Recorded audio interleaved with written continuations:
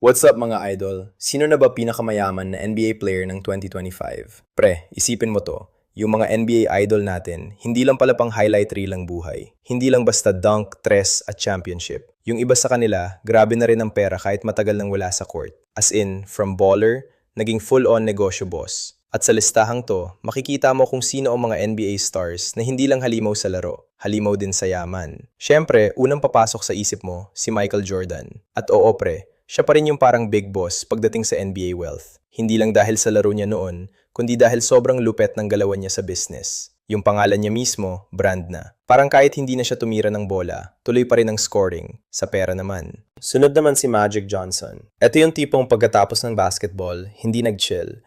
Dumiretso sa business world na parang may fast break.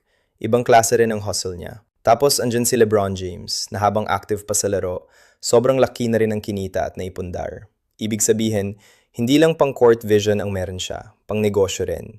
Tapos syempre, hindi rin nagpahuli sina Shaq, Kevin Durant, Russell Westbrook, Stephen Curry at iba pa. Yung iba kumikita sa sapatos, endorsements, media, real estate, restaurants, fashion, at samut-saring negosyo. Parang ang lesson dito simple lang. Hindi sapat na magaling ka lang sa court.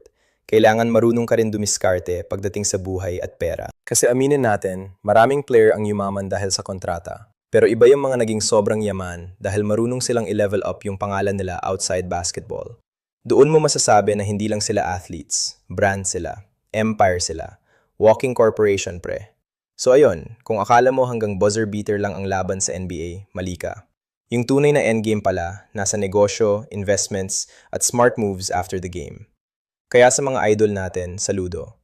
Hindi lang dahil magaling silang maglaro, kundi dahil marunong silang magpatakbo ng buhay nila parang championship team. Kung trip mo pa ng ganitong content, NBA, yaman ng athletes, at mga kwentong grabe pre, iba talaga sila. Like, subscribe, at comment ka kung sino sa tingin mo ang pinakaastig ang galawan sa court at sa negosyo.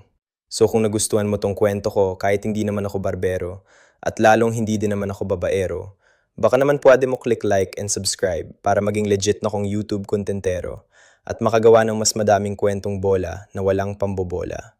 Peace mga idol. Adios.